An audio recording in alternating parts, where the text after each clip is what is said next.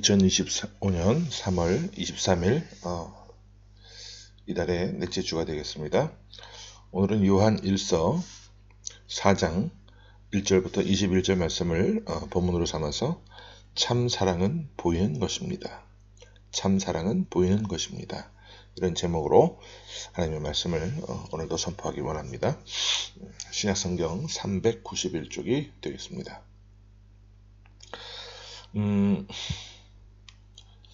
중국에서 지금 사역을 한 지가 15년이 넘어가고 있는데 이곳에 와서 보니까 이곳에도 한국에서 들어온 이단들이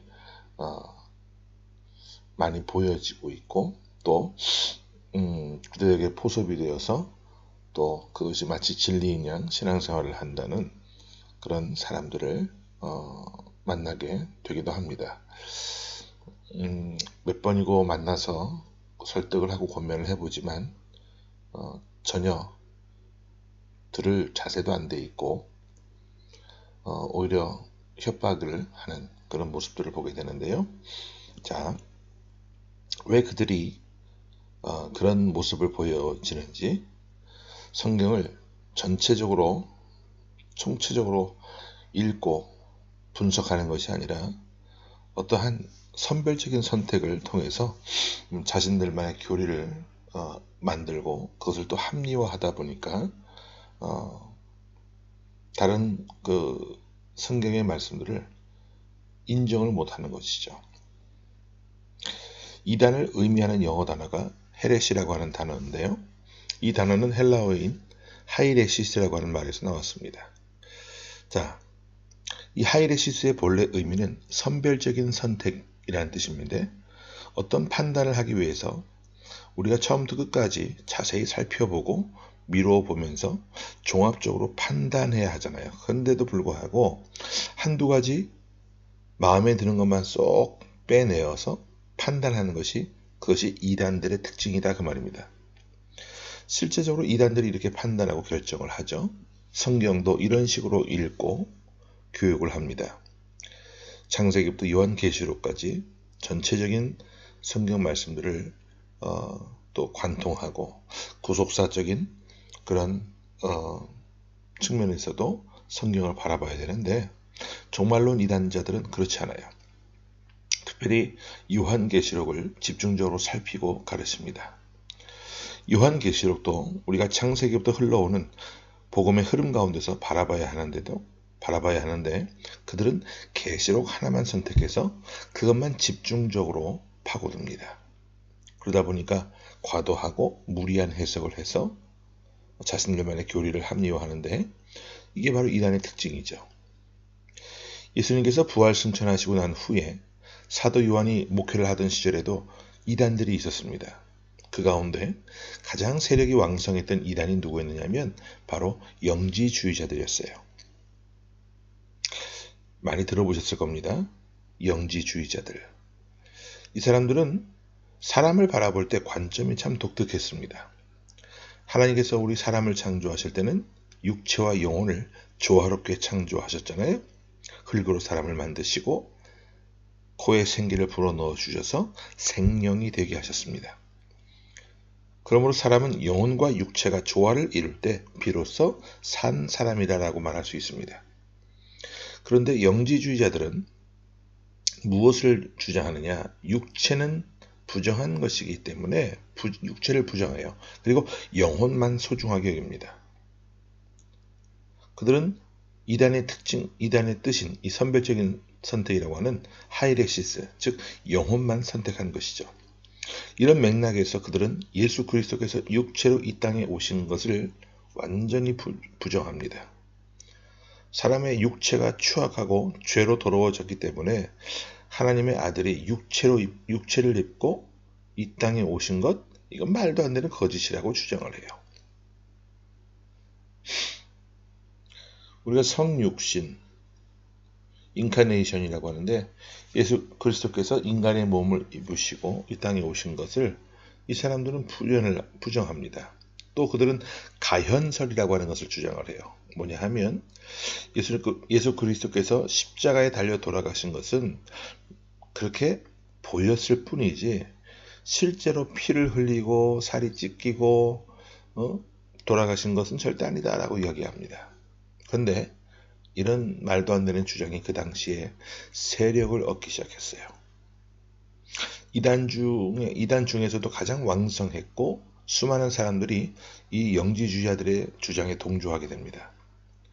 사도 요한은 오늘 본문에서 그들은 이단임을 설명하고 이를 극복하기 위한 방법을 제시해주고 있는데 우리 1절과 2절을 먼저 함께 보겠습니다. 자, 시작. 사랑하는 자들아, 영을 다 믿지 말고 오직 영들이 하나님께 속하였나 분별하라. 많은 거짓 선지자가 세상에 나왔습니다. 이로써 너희가 하나님의 영을 알지니 곧 예수 그리스도께서 육체로 오신 것을 시인하는 영마다 하나님께 속한 것이요. 거짓 선지자는 예수께서 이 땅에 육체로 오심을 부정합니다. 바로 그들이 영지주의자들이었는데 예수님께서 이 땅에 영혼과 육체, 즉 하나님의 영과 인간의 몸을 입고 오셨음을 시인하고 인정하는 사람들마다 참된 그리스도인이라고 말씀하고 있어요. 사도 요한이 어떤 사람입니까? 예수님 곁에서 3년 동안 밤이나 낮이나 함께했던 제자였습니다.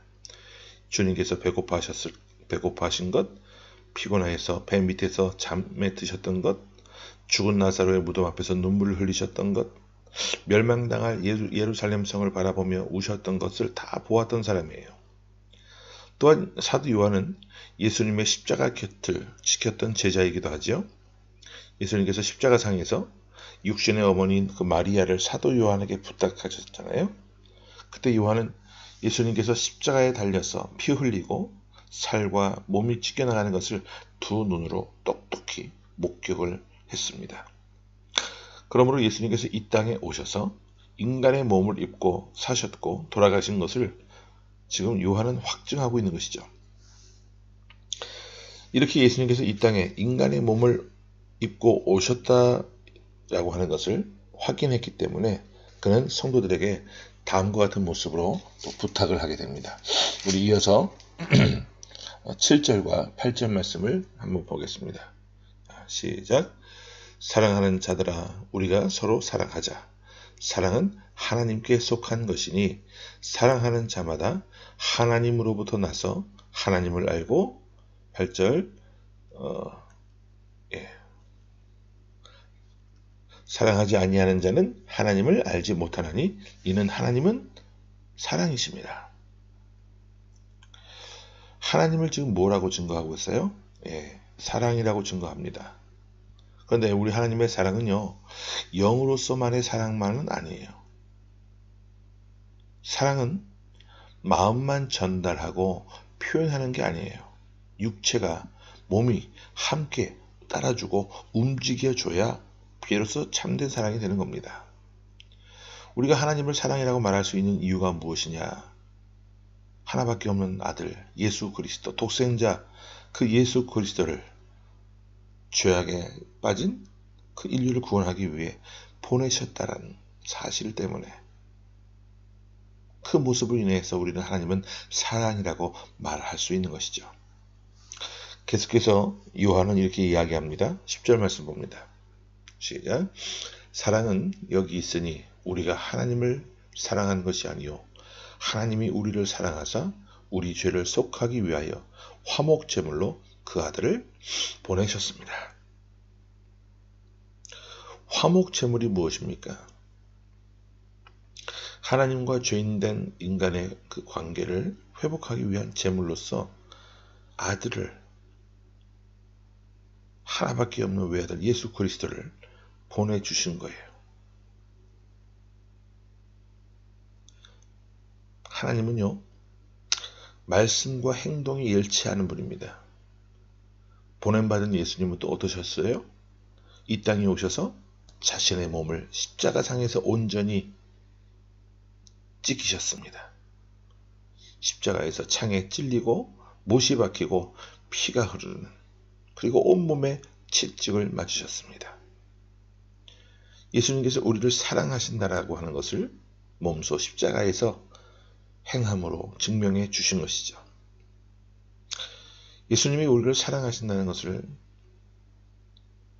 의심하거나 오해할 필요가 없습니다. 우리 예수님은 영지주의자들의 말처럼 십자가에서 쇼를 행하신 것이 아닙니다.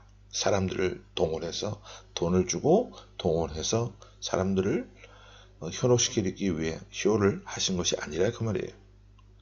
우리가 이런 사랑을 받았기 때문에 우리도 행함과 진실함으로 사랑하는 모습이 있어야 합니다. 여러분, 사랑에는요, 수고가 뒤따르죠.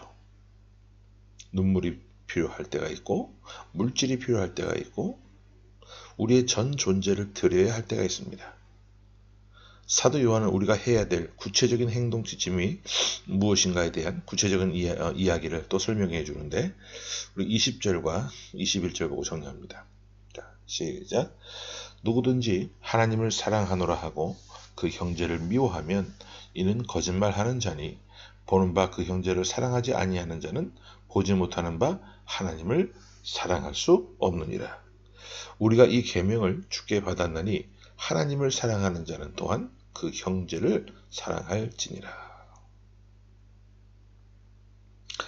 하나님을 입으로만 사랑한다라고 말하고 눈에 보이는 형제를 사랑하지 않는다고 하면 그 사랑은 참된 사랑입니까? 거짓입니까?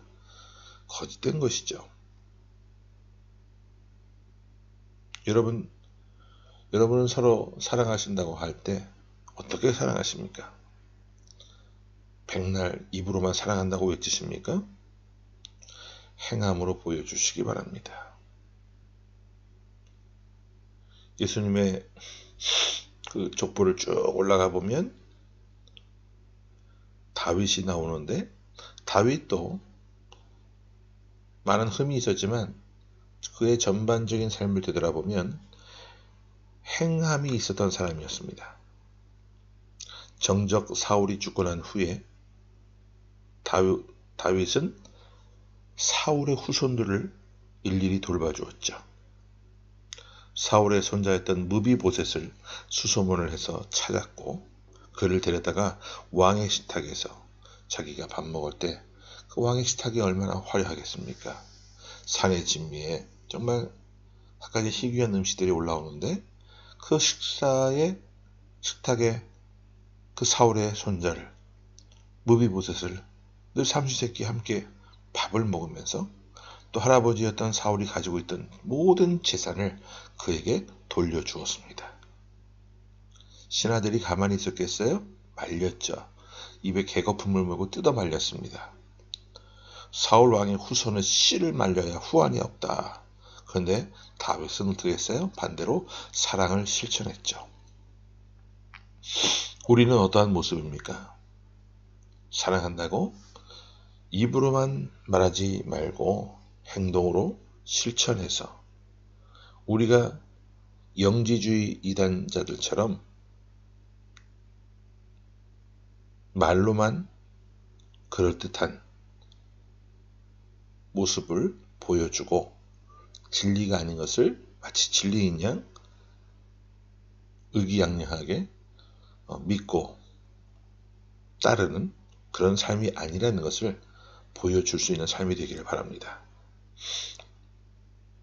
사순절 기간을 맞이하고 있는데 이 또 다른 한 주간도 우리의 삶이 사랑을 통해서 사랑으로 확증되고 드러남으로 인해 이 땅을 좀 더 환하게 밝게 비출 수 있고 복음의 능력과 또 예수 그리스도의 참된 그 사랑을 통해서 이 땅을 좀 더 따뜻하게 우리가 품을 수 있는 그런 한 주간이 될 수 있기를 간절히 소원합니다. 함께 말씀을 기억하면서 기도합니다. 주님, 은혜를 감사합니다. 영지주의자들처럼 하나님 삶을 분리시켜서 말과 행동을 따로 분리하지 않는 그런 삶의 모습이 될 수 있도록 하나님 함께하여 주옵소서. 우리 예수 그리스도처럼 하나님처럼 말과 행동의 일치를 늘 보이는 삶을 통해서 저 사람은 늘 말로만 한다고, 말로만 산다고 하는 그런 비아냥거리는 소리들을 듣지 않도록 하나님 저희들에게 더 깨어있는 영혼을 허락하시고 삶으로써 그리스도의 사랑을 실천할 수 있고 하나님의 자녀답게 살 수 있는 성령의 은혜를 허락하여 주옵소서. 하나님의 그 크신 손길에 의해서 우리가 또 이 새로운 한 주간을 살아갈 때에 복음의 능력 가운데 하나님의 참 사랑 가운데 거하며 승리하는 삶이 될 수 있도록 도와주옵소서. 살아계신 예수 그리스도 이름으로 감사하며 간절히 기도하옵나이다. 아멘.